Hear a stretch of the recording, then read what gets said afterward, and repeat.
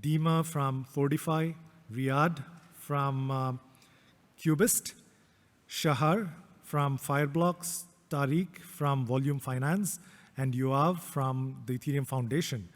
And this panel is going to be moderated from Francesco from MetaMask Consensus. So please give a warm welcome to the panel, and let's get started. Awesome. Cool. Thank you so much for the intro. Are you guys excited about DeFi Security Summit? I know you started at 9:30. You will go another like 3-4 hours, but are you guys still excited? Cool, cool. Awesome, awesome. I see some energy. Cool. So yeah, I'm Francesco. Let's start a quick round of like intros. And yeah, I'm super excited. It's only 1 hour. No, I'm joking. It's a lot, but we will cover a lot. So let's start with a quick round of intro. And yeah, Yoav, please kick it. Yeah, so I'm Yoav Weiss. I'm with the Ethereum Foundation working on security. And I'm also a co-author of ERC 4337. So I'm working on account abstraction, which is quite related to wallet security. Hey everyone, I'm Shahar. I'm at Fireblocks. I lead the security products unit. Basically, I'm responsible for all the security parts at the Fireblocks platform, coming from about a decade in cybersecurity before that. Hi everyone, I'm Dima. I'm a co-founder and CTO in Fortify, and we're an institutional MPC wallet purpose-built for DeFi. Hello, I'm Riyadh. I'm co-founder and CEO at Cubist, and I'm also faculty at Carnegie Mellon. We're working on infrastructural key management solutions, and separately, I like them. What's the word? At night, I pretend to be an applied cryptographer. Hi everyone, my name is Clem. I work for Safe, previously known as Gnosis Safe. I work there as a product lead for Safe Core. So I'm specifically looking at developer tooling, SDK, API, and also helping on some other initiatives. All right. My name is Tarek, and I'm surrounded here by some excellent security specialists. I will say that I've been in the crypto space for quite a bit, wearing different hats, currently working at Volume. We're working on Cosmos SDK L1 chain called Paloma, which intends to be a first response chain to very much a lot of the security issues we hear about come to wallets. So great to be here with a lot of the awesome folks. There we go. Nice, that sounds good. And let's also remind everybody, this is really like an interactive session. So if you guys want to shoot your spicy questions, like feel free to just raise your hand and ask your questions. But let's start with some like context. You know, what's the role of wallets into DeFi today? What do you guys think about it? I have an opinion. So start. No, please. There are so many panelists today. Well, so what is the role of wallet in DeFi today? Is it specific to DeFi then the question? I guess wallet are the primary entry points for any user that wants to execute or interact or perform some action on chain. As of now, we currently have two primary ways to execute transactions and make calls and interact with contracts. One is through EOAs, which stand for externally owned accounts. These accounts only constitute a public and private scheme key pair that allow you to sign transactions and messages. And the other one are contract accounts, which is what Safe is offering. And contract accounts are pieces of code that themselves live on the blockchain and which allow to hold any logic to do anything, good or bad. Yeah, so they're very important. Wallets are not just like wallets. Actually, I don't quite like the term of a wallet because they define so much more than what we think as people when we think of a wallet. But they also, they hold. They're critical, for the development of the ecosystem beyond just, I think, the idea that we only use them for transacting because they can hold so much more. So yeah, that's my view. Right. So My answer is a bit more like high level. It's a high level. What is the wallet for DeFi? The wallet is the user agent. This is what represents the user, and therefore, from security perspective, it's the user's last line of defense. It's probably only line of defense, because once you go on chain, we know it's the Wild West, and protocols can do whatever they like. They don't represent the user. The wallet represents the user. And that's where security, that's where the user security should lie. Whether it's an on-chain wallet with account abstraction or off-chain wallet, this is a technical detail, but it has to protect the user.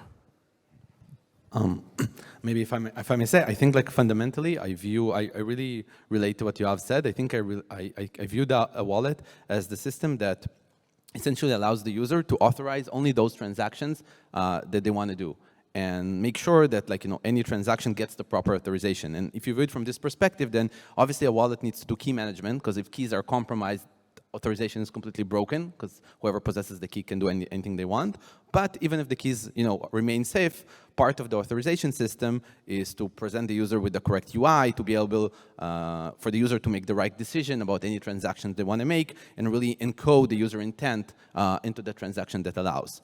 And kind of another angle of it is, once you're moving to a, say, institutional wallet, things, it's no longer already the authorization or the intent of a single user, but rather an organization that can have a policy. Multiple users need to express their consent and so on. Yeah, just like to add to that, I think like if you go on like semi-philosophical level, connecting the like security and everything, so the wallet is what actually enables ownership, right? And like ownership is the key, is the core value that we're bringing to blockchain, to crypto, to Web3, to DeFi, is the ownership, true ownership by the user of their assets.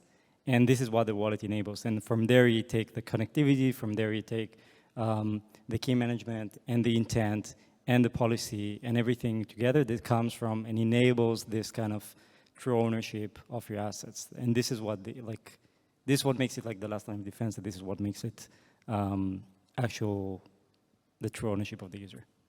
That's super interesting. We will touch on actually in institutional wallets differences, but now that we are speaking about enhancing security, like what developer or wallet developers can actually do for enhancing this security in wallets today, and not just on the technical side, but also like on a more like high level side on structuring their team, because that's super interesting. I think like different wallets, different strategies.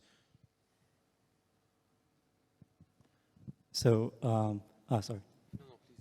So, when you build a wallet, so because this is the ownership, because this is the last line of defense for the user, you gotta have everyone on the team with security at the top of their mind, right?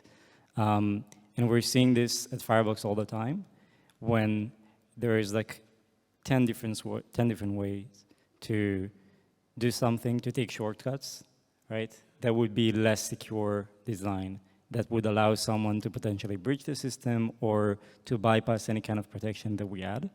And I think when you build a secure wallet, right? If it's not secure, there's no point of it. So you need to make sure to not abuse this trust that the user gives to you.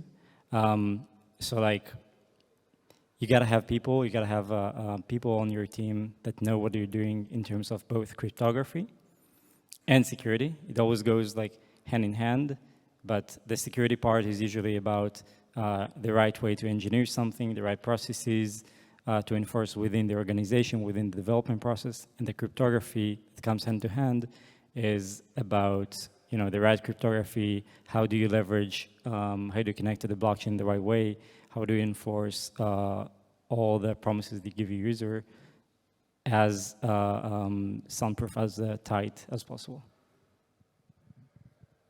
In the last, 10, 15, 20 years in cryptography, sort of maybe narrowly construed, there's been this move towards building primitives that are misuse resistant. So, people say, for example, older elliptic curves, it's so easy to get things wrong. If you do something like ED25519, maybe it's harder to get things wrong. Part of that is marketing, part of it is reality. So I think taking that notion of building things that are hard to misuse and easy to use correctly. I think that's a really important thing, and it's not just a matter of the technical part of it. It's also, of course, a matter of providing clarity to the user. What will this do? Is this the right thing to do? If there, I mean, we've already heard, if there are 7 ways to do something, now I'm confused, which is the right one? If I do the, one of them here, should I do the same thing? Should I be consistent? Is there a reason to use some other option? So simplifying, I think, is a very important one. And the second one is like really understanding, like if I give you an interface, that interface really should be robust to even what we can think of as maybe not a malicious user, but a user that's going out of their way to get to the other side, get to the end goal, without necessarily thinking so much about, oh my God, what's going to go wrong, right? So even that user should be safe.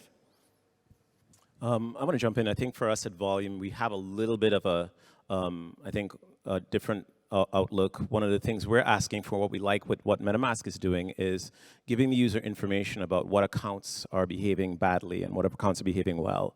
And I think for us, observing state of important accounts or important contracts is something that developers today don't have. Like, hey, tell me which are all the bad contracts. CoinGecko does a good job of it when, in Gecko Terminal, they try to tell you here are some of the contract sort of states that you might want to be aware of. Things are mintable, things are unsafe. I mean, we at Volume view wallets as outputs. And the question is, how do we maintain the safety and the integrity of the output in a world in which everybody's trying to get those outputs or devalue those outputs? So for us, the way we're looking at it is, hey, let's look at it the MetaMask way. Like, what about these other accounts can put our wallet, our outputs at risk? And then how do we pass that information along to the user and the dev? And I think that's where we're looking at in terms of, we talk about cross-chain liquidations, cross-chain stop losses. We're always saying, hey, can we go a step further to make wallets even smarter about the dark forest in which they operate? Yeah, I think also like the transparency that we're trying to push in terms of like, hey, you're building like a MetaMask snaps today. You as developer, you see exactly how the snap is interacting with your extension. And every transaction, it's kind of like you are aware of what's happening. Yeah. And I think like, and you touch on like simplicity, I think like also standardization is extremely important. Without that, I think it's, and we will touch on that. I just want to go back super quickly on the institutional side. Like, what are the challenges today that, institutional wallets has, like compared, like, I think like end user wallets, or is there any specific things that we need to know? I don't know how many of you guys are doing like institutional security or versus like a specific, but it's definitely a good topic to touch. I think one interesting challenge we're kind of seeing, especially when it comes to DeFi, for DeFi transactions, times is often of the essence, right? If you're doing a swap, maybe the conditions may change, slippage, and so on. But on the other hand, institutions obviously don't want to have like multiple layers of security, including say some kind of approval process where the manager or the person initiating the transactions might need to approve that. And so you find this balance between operational efficiency and security. Of course, the most secure thing would be to have every transaction have like 4 pair of eyes look at it. But and maybe if you're just doing like a rare transactions once in a while, it's worth it, right? But if you're doing like DeFi transactions, things that are much more time sensitive, it's really how to find this balance between operational efficiency and security.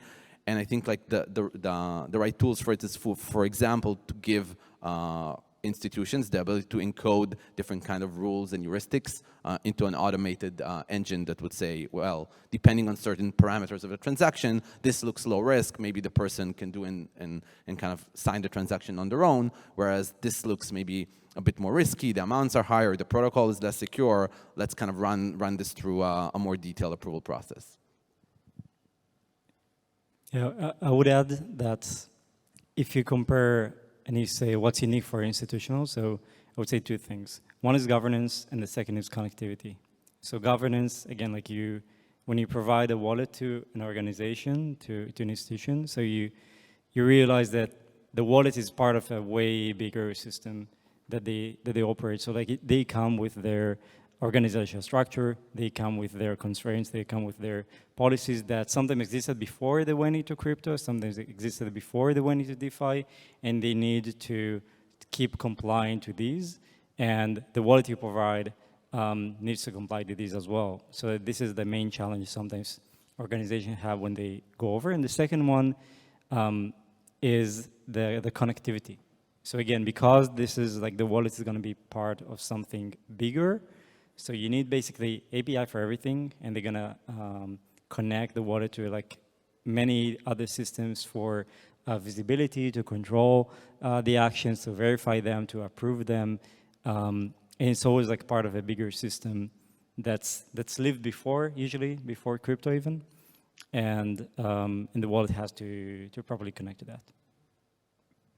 Yeah. So I think the institutional use case is one of the primary reasons to move away from the EOA model that has traditionally been used for crypto, because with EOA you have like a one-size-fits-all. It's the account works the same way for everybody, whether you're an individual user or a large corporation. So as it was already explained here, it's you need a way to encode the corporate structure, the way decisions are made, the authorizations. You need a way to incorporate them into the account. So some accounts may be very simple, like ones for individual user, but some may have very complex policies based on who you are paying, how much you are paying, whether you are interacting with someone on a regular basis, whether it's payroll or whether it's something extreme. Maybe you want to have time delays, and maybe you have to have time delays because you have a controller that is supposed to inspect the transactions and be able to veto them. So all of the things should be encodable in an account, and we don't want them in all accounts. We want them only want the account to be as complex as it needs to be. So that's a reason to move away from EOA and to have logic in the account. I think I disagree with that. So especially in the case of an institutional entity, this is presumably an entity that has some structure assigned precisely to the task of keeping the wallet secure, et cetera. These are the folks that have the best ability to handle this on their own. And at the same time, they have a greater need to hide that information from the rest of the world. I don't want to encode my corporate policies in a public blockchain. I don't want to reveal what decision-making procedures I'm using in public. I want all of that to be completely hidden, and I don't want anyone to be able to tell, is this account something with complex policies? Is this account something with simple policies? I would much rather have everything appear to be exactly the same, an EOA, and handle all of this policy question completely off-chain. I think this is a much, much more difficult thing for end users to do. In the case of an end user wallet, like, okay, that's putting too much stress, too much on the end user to be able to, make all of these complex decisions. For them, it makes total sense that you give them some more decision-making process on chain. They sort of outsource this to somebody else. But in the case of an institution, I think this is precisely the audience where there is the capability of making these decisions and setting up these policies ahead of time and in a way that doesn't involve using the public blockchain. And I think that is just a better security posture for an institution. So I think it's not, it does not conflict, the requirements do not conflict. You can have privacy, you don't have to put your actual corporate policies and the org structure on chain. You can have a representation of it as a Merkle root or something, and that's what zero-knowledge proofs are useful for. So the transaction can actually prove that all the conditions are met, that all the right people have signed the transaction, that it has the proper authorization for this amount, for this token or whatever. All of this stuff can be incorporated in the form of a proof and still have the on-chain security model. With respect, I say this as somebody who has been doing research on zero-knowledge proofs for the last 10 years. If you have a problem and your solution is to use a zero-knowledge proof, now you have two problems. You've made the situation worse. You've actually, the difficulty of encoding your logic in the correct way, of making sure that your proving is done correctly, you're verifying the fact that you're spending a ton of money on gas to verify each thing. Like, all of these things have actually made your problem worse. You may as well have had a much simpler and easier to write piece of software, namely the thing that's deciding whether or not to allow a transaction or not, and just run that offline. If you're able to prove it, you already have the expression of the computation stored somewhere offline anyway. The prover needs it in order to generate the proof. So now the question is, like, do I run the proof and then post the proof, or do I just check the thing and decide whether or not to allow the signature to happen? The key point here is, who is I? You just say, I check the thing. Now, I probably means some server, some offline server. And so you have a single point of failure. If this server now, if you implement the policy on a server, the server is compromised, you have no additional line of defense. There's no enforcement at the asset level, at the account level. So it's so now you rely on a single entity, or I mean, it could be more than one server, but it's still a small number of servers where you encode it. So it's a trade-off. I agree in some cases it's the right trade-off. In others, it's not. I generally prefer to avoid central central servers and single point of failure, but of course it comes with some complexity. For example, in the zero knowledge case, so either you lose privacy or you add complexity. That's a trade-off. Absolutely, agreed. I want to jump in here. So that was an excellent exchange. I think for us, we had an even simpler problem. We were starting a private credit wallet for real world asset, SMB payments and lending. Very simple. And everybody was KYC'd AML on both sides. And then one day they saw a dusting of some random ERC20. And they said, Tarek, what do we do? And I'm like, I don't know. I mean, anybody can interact with your public address and send funds from Tornado Cash or elsewhere. And I think one of the problems with our institutions is they're like, how do you protect us against that? How do you make sure that the outputs that are in this account are only the outputs that are important to us and have not been poisoned by other outputs? And I think that's a thing that we face, and we don't have a good answer. I don't know if you guys have thoughts about that. So Yes, please go ahead. So I was going to say that for us, usually the solution is you do leverage the fact that you live off-chain, right? And you allow the organization to have another layer of, say, abstraction or cleaning, so to say, on top of that. And then not necessarily every transaction, everything that happens on-chain is also like potentially confusing the user, and then you give them the possibility to clean that, or, you know, worst case, go to customer support and say, hey, this is like something that I don't want to see, I don't want like everyone to see, and then you can like modify that, right? I wanted to kind of touch on the point, like the point of debate that was raised. I think there is a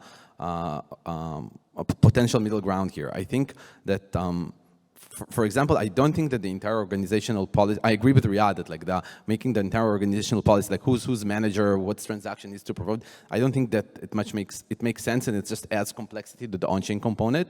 But I think that it still doesn't, I mean, it could still, we can still use account abstraction, not use EOAs. For example, you could have the on-chain component, for example, require just some kind of a quorum of signatures, and then because fundamentally from the organization's point of view, there is like a centralized policy, one source that you want to enforce, and then it's only and so this could encode, for example, like the entire organizational structure. Now, of course, you could say you don't want a single server in the organization to be a single point of failure to vulnerable, but then what you could do is you can replicate that server and just require multiple signatures from all of them without still requiring to actually encode the full organizational structure on chain. So I think this kind of, and I think then the component that you end up on chain with is much simpler, right? It doesn't have to do zero knowledge proof. For example, revealing that you need to maybe have five different signatures to approve a transaction. That doesn't reveal much about your organizational policy, and still it allows you to enforce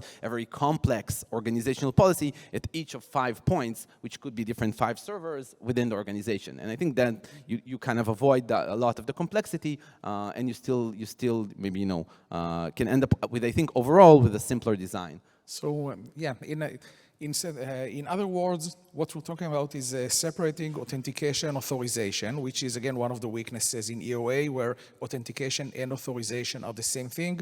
And in the traditional security world, these are very different things.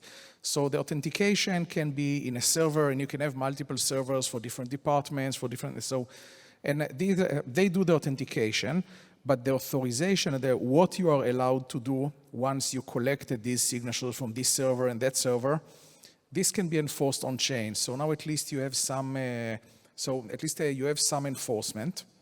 And so yeah, I think it's what you described is basically the separation of authorization and authentication. Yeah, I think that actually, like even the authorization that could be enforced on chains could be I view it as the only thing that you might want to enforce there is just kind of to avoiding any single policy server being a single point of failure. So you can essentially, it would only kind of collect a bunch of signatures, and the authorization of end users could still be done off chain at each of those replicas, let's say, of the policy server. Yeah, in the context of Safe, we're actually offering to do that on chain with the use of modules and guards. So you can leverage other contracts to verify that a particular policy has been followed. In the context of what you described about having non-KYC AML tokens being sent to an address, which I think is a very interesting example, I actually do think that by running a guard, you can prevent incoming tokens that are not whitelisted in the contract to actually enter the smart contract.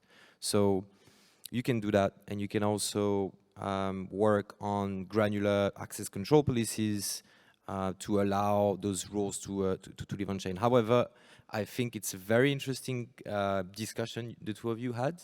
I think it's a big question of opportunity costs for those organizations to actually do the work of setting up those policies and migrating these policies on chain. And there has to be a clearer benefit, I think, than just having that moved on chain versus managed by APIs and in their own enterprise setups. So I think there's a lot of opportunities to look into how that transition and those interfaces can best talk to each other. And I think, yeah, here, like you have said, the distinction between authentication and identity in your wallet, right? Like, I think for me, this, like the contract allows for, I guess, defining a wider interface for these two worlds to talk to each other, rather than not MPC EOAs. Yeah, I agree, and I think, like, eventually, eventually, I think, like, different organizations have different view of, like, what's important for them, right? Some would say, I have to have a one-to-one representation on-chain, and if my wallet on-chain has these dirty, let's say tokens, so I'm in a bad situation because this is what, like, my auditors are looking at. And some would say, no, I have, like, my own database off-chain, and this is what's important, and this is what the auditors are checking, and this is what I need to be airtight and, like, right on with compliance, right? So it's like different organization will require different solutions. I think if you zoom in on the security perspective and you say, like, okay, there's, like, authorization versus authentication, so you could have this situation where you deploy, like, multiple policy servers, so to speak. At the end of the day, you gotta make sure that they are secure, right? Like, you cannot. We always try to, add more and more security mechanisms, which is good. But if it's very hard to create a system that, if all the components that hold cryptographic secrets are getting compromised, so the system is still intact, right? If someone owns all the 5 different policy servers, so the wallet is owned, right? It's like, and maybe it's not nice to say it this way, but, like, that's all the security that you have. If they own everything, so they own the wallet, and there's, like, a limit to what you can have. If you move everything on chain, you might just add too much complexity and not add too much value. So, like, you need to find, again, for the right organization, the right deployment model that has, like, realistic and pragmatic security approach. 2 small notes here. One, I think in this case of moving things on chain, there is, what you say makes total sense. Of course, if all my policy servers are owned, life is bad. On the other hand, if I've put all of my policies on chain, now, okay, the devil's a little bit in the details. Or forget about all my policies. That's a red herring. Let's say I put some policies on chain and I'm enforcing them on chain, and this is my last line of defense, right? All of my servers get owned, and now there's this last line of defense saying, no, your life is okay. Now there's a little bit of a question. Will I live with those policies for the rest of my life? Or will I add some kind of governance procedure that can change those policies, which now reintroduces this idea that now something gets owned, and something, right? Such as a time delay. Precisely. So this is the kind of thing where the devil is very, very much in the details, and I think that this ties to the other thing that I wanted to say, which is it's very much dependent on the structure of the organization that's trying to do this, and on the structure in general of like what kinds of transactions do I want to see, and what do I want to allow and not allow. So to some extent, a lot of these questions are very difficult to answer in general, because for certain applications there will be really nice answers that look like mostly on-chain. For other applications or other organizations, the answers will look more like things should live off-chain. So I think maybe this is a cop-out, but one answer is there's no one answer. I think, but time lock is as close as possible to having this answer, because regardless, I mean, you can have off-chain policies for deciding whether the change is authorized or not when someone changes the policy. So if the policy is enforced on-chain, but you always have, I don't know, like 1 week of delay where the organization can sign a transaction to cancel the change, then now you can implement any logic you like in order to inspect it and to prevent unauthorized changes. So it's probably as close as it gets to having something general.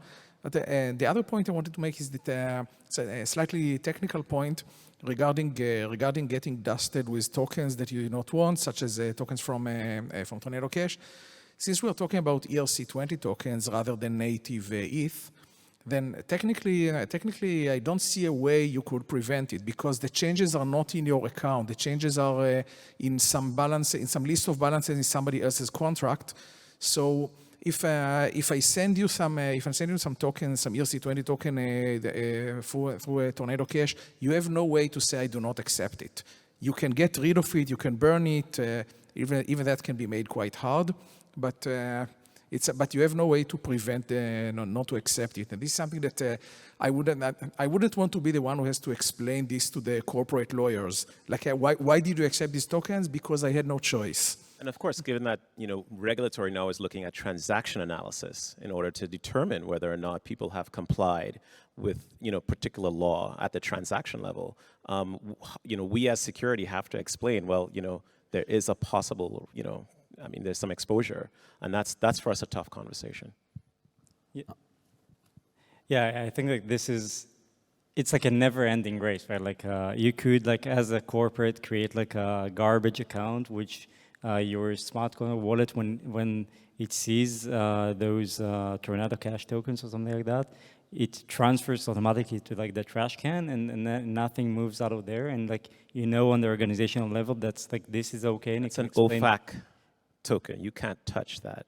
I mean, otherwise, like on your, yeah. I mean, but you gotta choose, right? To your point, I agree. Yeah. I mean, that's like the only thing you can do. Yeah, I mean, once outputs now become essentially persona non grata, or they are limited by laws that say that you cannot interact with them, I mean, they become weapons, right? And so we are concerned for our clients, and we just don't have easy answers today, but hopefully we will in the future. But yeah, it's a big deal for us. Yeah, I mean, like you cannot, but again, like you gotta choose if you live like fully on chain or you're hybrid, right? If you're hybrid, it's not. It's like a challenge, but it's not like an unsolvable issue, because you can, quote unquote, just clean this on like the database that the auditors see, and everyone agrees that this is how the system behaves. If you're fully on chain, then like eventually you got to choose which solution actually works for you, right? I think that like it kind of ties back to the question that was earlier about what's the right principles to build a secure wallet, and I think one of the key things you need to do is you need to learn to say no.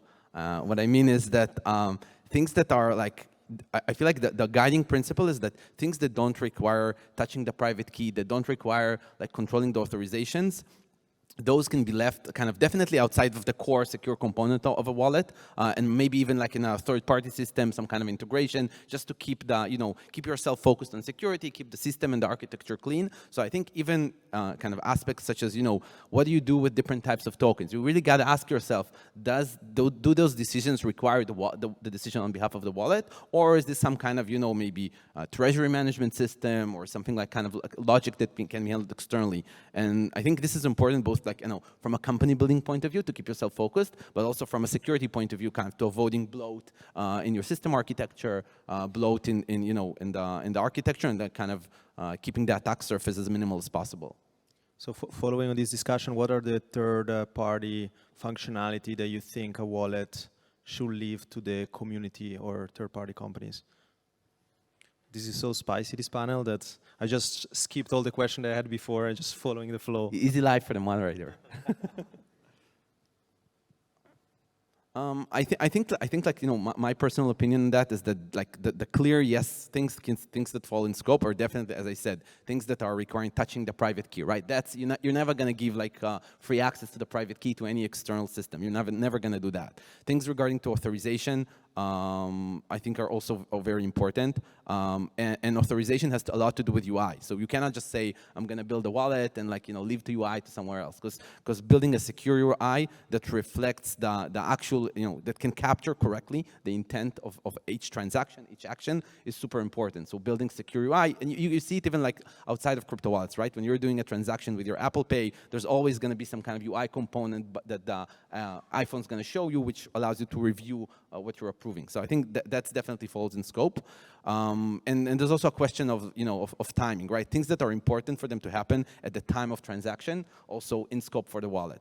If you view like auxiliary system, for instance, I think that even if we think about things like monitoring, we've had this previous panel of monitoring, I think there's definitely great synergies between the two, but maybe I wouldn't view it as core to a wallet because, you just need the public key, you just need the address. And you can have integrations for response, for mitigation, but I would still view it as like complementary systems that can work together, but are still separate. So, want to go first? Or? Yeah. Okay. So the short answer is it depends on the company, I think. But I had given this answer. So I agree. It starts with like the core of security, private keys, transaction control, right? Without this, you have like nothing. And then you build, and I think like the right mindset is always to like to enable the customers to like do whatever they want and choose to do in a secure manner, right? With like API, and then like when like on your own, you extend that for like more core functionality over time. I think like that everything that has to clarity, which is like for me the essence of ownership, right? If you do not understand what you're actually doing, so you do not necessarily own it, right? If just like sitting at yours and you do not understand the request, so it's not enough. So it's expanding on that. There are things that you definitely should not be doing yourself, right? If you talk about disaster recovery processes for backup and recovery of private keys, so it's like by definition should never sit with or just with the wallet provider, because otherwise it's not really disaster recovery, right? You need to give your users, and I think this is especially true with self-custody solutions. So you gotta give the users a way to continue operating even if the company ceases to exist. From there, just like from the advanced security side of things, talking about like monitoring, talking about the advanced tools, it really depends just like on the segment of the market you work with, right? I think over time we'd see more of these capabilities shift into core wallet offerings, right? I think like simulation is like a good example for that.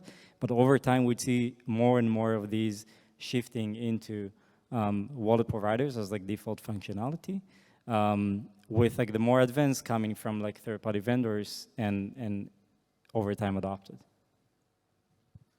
So I think there's kind of two, I love this answer. So there's kind of two ways to answer the question generally, I think. One way is from a technical perspective, what pieces live inside of the trust boundary and what pieces live outside of the trust boundary of the wallet.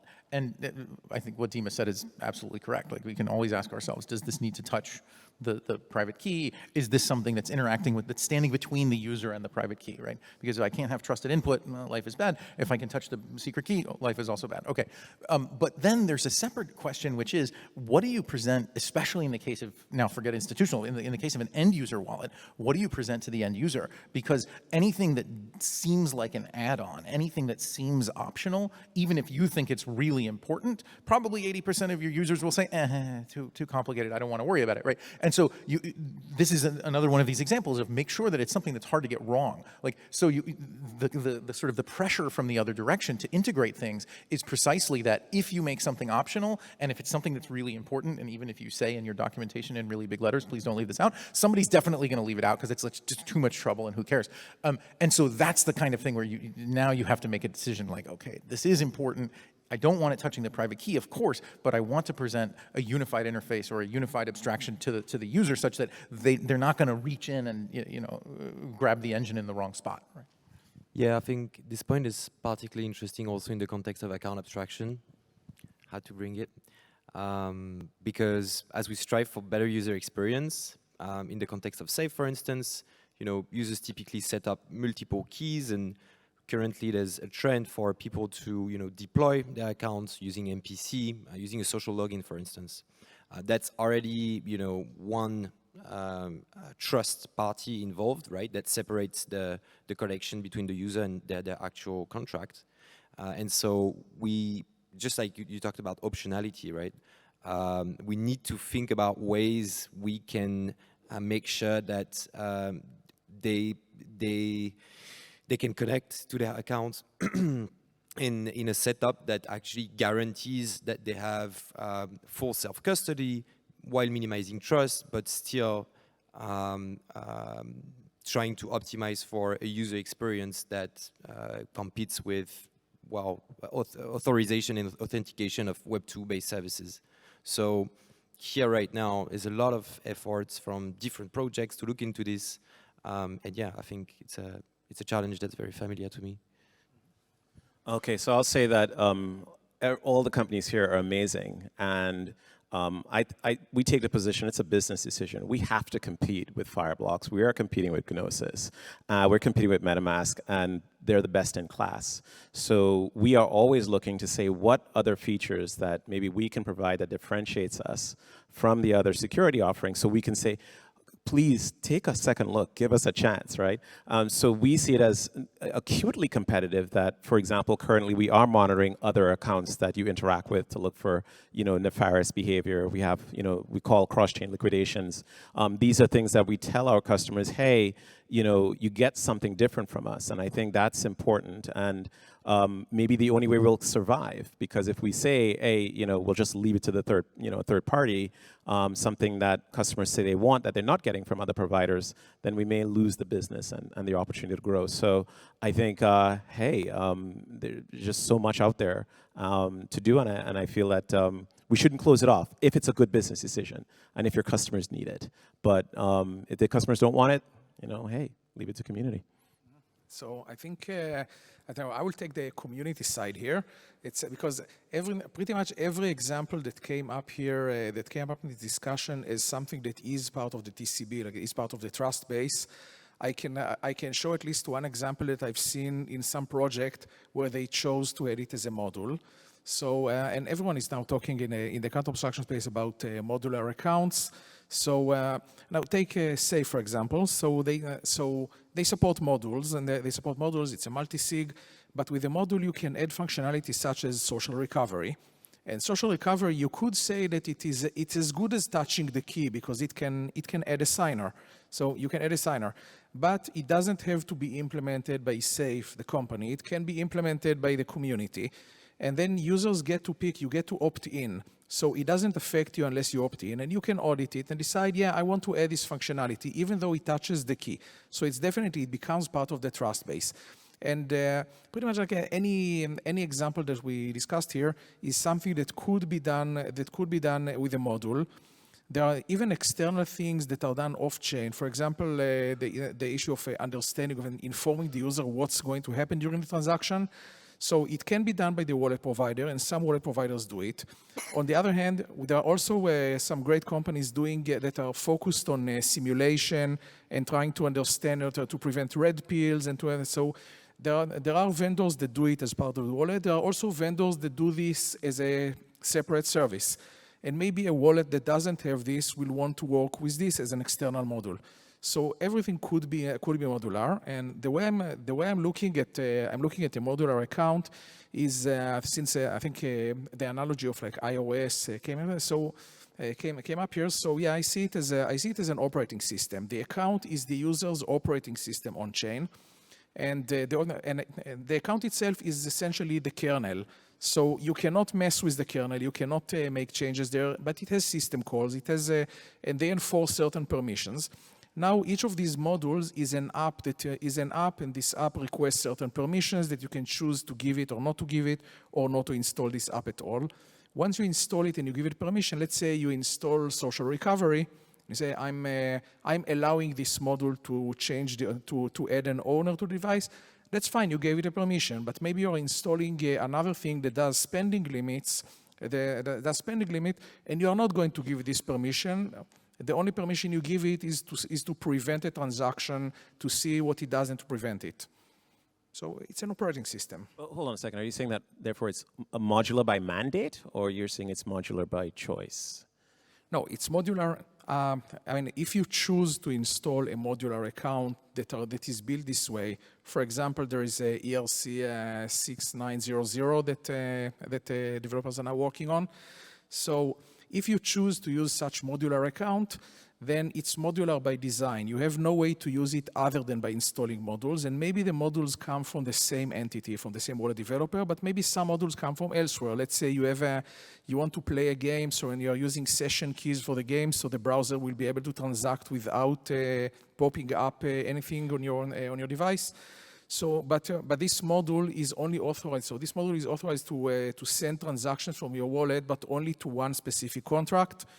So you can install this as a module. This doesn't have to be written. It will not be written by the wallet developer because the wallet developer doesn't know about it. So instead, the game developer is going to build this module, and it will not ask for permissions that it shouldn't. So the only permission it asks for is to transact with that particular contract. Yoav, I think I completely relate to the modular point. Just maybe a small observation. I think in some of the examples, maybe the social recovery, like the analogy in the kernel, and maybe some of the models would be like a kernel module rather than an application, and then you need to be careful. I hope not. I don't think the equivalent here would be delegate call, and I think the opcode, the delegate call opcode just shouldn't be in your code base. Don't delegate your kernel. Okay. I want to add one more thing. Back to Tariq, to your point, I really appreciate like the honest answer, but we gotta compete, right? Eventually, it's a business, and it's a really hard question. What should be left out? I think like one thing that's like very clear to me is if you cannot fully trust that component, if you cannot fully trust the technology or the input, so it should not be part of the wallet, because this trust between the user and their wallet is like the highest level possible, right? Like you trust this technology, you trust this vendor with your private keys, with like the core for your operations. And if you mislead, right, if you put something that you as a vendor do not fully trust, that's like, I think that's an issue. Yeah, I think it's also like part of like the standardization side. If we need to build like modularity system, we need to have like a fully standardization. I mean, I'm just looking at the Snaps example, you know, all the vision about like, you know, adding and giving this power to the community, building whatever feature they want to enhance in the wallet. Like, yes, it will be cool, but think about in the future that Snaps can be added to any wallets out there. But without this standardization, like people will build more and more wallets with the same functionalities.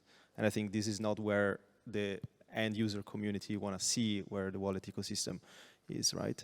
I don't know, we have like 10 minutes. Are any question around like, you know, wallet security or anything related to what we discussed? And great spicy debate here today. Please raise your hands if you have any questions. Yeah, only spicy questions, exactly. No snarks question or NPC, NPC questions? Yeah, it's interesting. Okay, cool. Yeah, maybe just following up on the module topic that you brought. I think it's a very interesting question, right? The modularity of accounts, because right now, I guess also your point around standardization, I guess as an industry, what we're really trying to do is trying to figure out how we can reduce the security implications of this modularity, because naturally, currently, adding modules completely overrides some of the rules that you specify in your initial contract, at least in the context of SAFE. And so there's a lot of like interesting initiatives and teams looking into how we can build registries for modules that could come and meet certain security standards. And at SAFE, we're also trying to think a lot about this and how to best operate that, and work with security experts to try and see what can be a process that actually make a particular module trustworthy, and yeah, hence enabling modularity of accounts. Again, this comes back to this question of like, who's the audience, right? Because all of us sitting up here, we're kind of hackers, right? So it's like, yeah, I want to run Linux, I want to install some kernel modules, and like, fine, even on my Mac, I turn off system integrity protection. I actually don't, I promise. So like, great, but I'm pretty sure my mother never once in her life installed a kernel module, and like, if she were going to, I'd be like, maybe not. And like this, like that's a joke, okay, fine, but like the problem is like, now we have, let's say, the next billion users on the chain. I don't know, 90% of them are people who will also never have installed a kernel module, and yet there will be scammers telling them, please install this kernel module, right? So then now we end up in this interesting situation where there's a debate here for a reason, right? Like iOS, pretty locked down.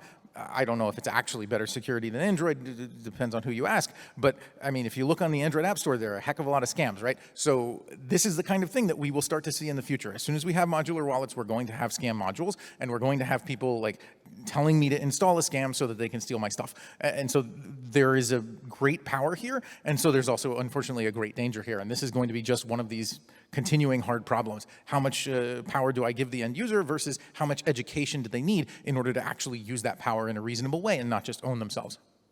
Yeah. So I don't think anyone should install kernel modules in this sense. That's what I meant with the delegate call. Delegate call is essentially like giving someone access to the entire memory space of your kernel. You don't want to do that like ever. There's no legitimate reason for it anymore. You could implement anything as an external module, and then since it uses permission model that is essentially like Androids or iOS, where each module declares what it needs, and you could even say that you want to approve it each time dynamically, like append a permission to your call data. So let's say a scam module tells you that it's going to interact with the game, but actually it tries to add an owner to your account.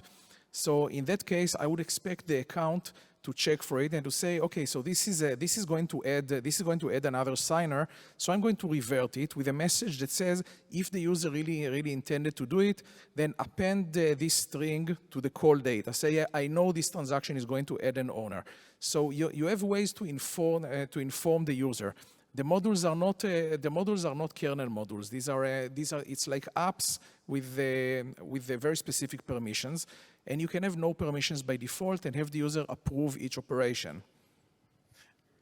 Absolutely, and then the sort of the bad side of that is, what was it, the Windows 2000, whatever. Remember the Windows XP, like, do you want to go into system mode? Yes, of course. And everyone just clicks it without reading the box from then on, right? So then this is a UI problem, right? Like now we have to make sure we're not exhausting the user's ability to make a decision, because if you ask them 7 times, on the 7th time they don't care anymore, they just push yes. Yes, and there's no perfect answer. I mean, I've been following both I come from mobile security before blockchain, so with iOS and with Android, we've seen different models, and even inside each of them, the model shifted. Like when I was talking to the Android team in the early days, I suggested having dynamic permissions and let the user decide when you try to access the camera. They said, no way, this is not this UX. Users will never accept it. And now this is the default. So like it took them 9 years to get to that point. So I think we'll have to experiment and see what works best with the users, and hopefully with as little disasters as possible. This is also user education, right? like to your point, let this app access my camera. So it makes sense in a world where way more people are aware of what can the camera access do, right? If you just started on a very early days that not that many people had smartphones and not that many people took, selfie every second. So it's not like the concept of what access to a microphone or access to a camera is for the end user has shifted, right? I think like today, many more people are aware that like letting an app track you means that like someone knows exactly where you live, where you work, who's your friends, etc. And if you give access to your camera, and maybe you look at the phone just after the shower, so it can snap a picture, right? And that's undesirable, right? So it goes back to the wallet's position within the market and with the users. And going back to like your first point about wallets being the last line of defense for the users, it's actually been also the first line that the user is interacting with the external world. And this is an extreme and amazing opportunity for wallet providers to actually educate and let the users know, hey, these are the consequences. This is what's going to happen, and this is good and this is bad. Obviously, we should not do the Vista UAC thing that's like, are you sure you want to do this as an admin? And yeah, everything requires an admin permission. So and I think also Microsoft now on Windows 11 solved this, right? And they are like way more comfortable with making people adminless. So it takes a lot of time to change consumer behavior. But this is like all the wallets are situated in the right position to educate the users and move the market and let everyone make like more like wiser and smarter decisions. Yeah, and this is the role of the wallet, like the off-chain side of the account, the wallet, because there's no one size fit all here. For some users, you want to allow installing certain apps, like installing certain modules, and maybe for others, maybe when you install a wallet on your mother's phone, you want to disable it completely and say, no, if you want to install some app, talk to me. I want to have a look at it. So in that case, maybe you want to have different settings. You want to say that that her wallet should not even offer her to install apps, whereas maybe on your device, you want it to just ask you, but to describe very clearly what the permissions mean. So it's a UX problem, but it's not identical for everyone. So wallets will need to have different modes for different kinds of users. Yeah, 100%. I think we have 2 minutes, but I want to say education is key, and also having customized wallets for different target persona, I think also is the next big wave. Cool. So any last key takeaways? We spoke about like barriers. We spoke about like, how wallets, what's the role of the wallets that will need to solve this? Like what are other like misconceptions apart this, our spicy debate here that we didn't spoke about, and how wallets can solve this? Literally like one phrase of barrier, one phrase of like, solution. I know it would be difficult, but let's do that for finishing up this panel. And don't be afraid to take the mic. I can try and do it. I think it's hard. Taking from a different perspective, comparing DeFi Security Summit, the first one last year, to this one. Last year was like 90%, maybe 95% of the conversations were around auditing, security auditing for DeFi protocols, which is insanely important, right? This year, we see way more conversations about products, wallets, monitoring, tools, all of these things. So amazing work, guys. And also, this shows how the ecosystem has shifted, right? And we talk more about building, more about servicing our customers. And wallets, again, I believe, maybe I'm biased, that they sit at the core of these things, of the operations, and we have an opportunity to drive more collaboration, more standards, more information sharing, more security education for everyone. I'll jump in and say that, a week ago, the multi-chain, sort of epoch was a time I think the wallets I wanted to see more vocalization from wallets. Once there was risk in the market, wallets to say to people, if you're using Phantom, make a change, do something, don't just sit there. And for us in our company, we regret not being more vocal about it. We just stared in disbelief as we saw this thing unfold. And I think there's more of a place for wallets to be a voice, that part of that education, which says we see things happening. Please be safe. MetaMask does a great job when it comes to suspicious contracts and accounts. I think we need to be louder there. I think we'll probably start to see a little bit of a culture shift as more folks who are kind of really wanting a Web 2 experience move into Web 3. That will be fundamentally good for Web 3, in my opinion, but it will also bring with it a bit of a change. I think many of us have a contrarian streak, have a very much like, it's my wallet, I want to do what I want. And that's great for us, but it will result in probably badness happening to the vast majority of users that come on in the next 10 years. So to some extent, we really do have to be willing to make hard decisions and to, as you say, make statements like, please don't do this, please do this instead. There's a bit of that resistance to centralized control, but at the same time, like if we don't give people some amount of guardrail, if we don't give them a little bit of education and the opportunity to do the right thing and maybe make it hard to do the wrong thing, I think we will all be worse off for it. Cool, awesome. Time's it up, and I think we are literally between like the snacks and the drinks. So yeah, big round of applause for our panelists, and thanks everybody.